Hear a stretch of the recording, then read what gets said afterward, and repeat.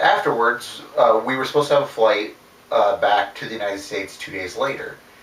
And we, no, actually, I take that back. Our flight back to the United States was the very next day, the day after the event. Well, they might have flown us into Salvador, but they decided to put us in a taxi and drive us back to Recife. So immediately following the event, we were shoved in this taxi and drove through the night. And I know the taxi ride took like 6 to 8 hours. It was all night, back roads. I don't remember. I was asleep part of the time, but according to Joel, so was the driver. He had to wake him up a couple times. And of course, we got back and we didn't make the flight.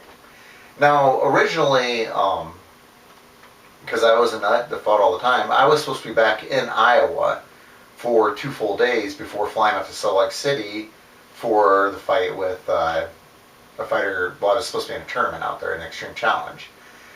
And just due to everything, getting our flight arranged, all that stuff, they actually, I arrived in Miami,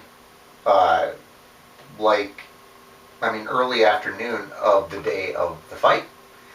And this is pre 9/11, traveling and ticket changes, stuff like that was really, really relaxed. So I just went to the ticket agent and I explained my situation. Said, I got tickets to Salt Lake City, but I was supposed to be flying from Iowa, and they threw me on a plane. They flew me right to Salt Lake City.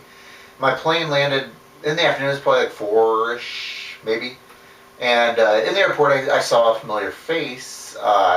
It was a sports writer who had a big magazine called Full Contact Fighter, which was big in the late 90s. And he knew me because he'd seen me a bunch of times. And he was like, hey, let's go to our hotel and let's go get something to eat or something. And so I went and I did my filming for the event. And in the video, you can see I say, I'm dipshit Travis, whatever the fuck I said, and I'm in the 200-pound tournament. And, that was still kept in the video. But then afterwards, Joel like, hey, let's go eat. The weigh-ins were the night before, and of course I didn't make those.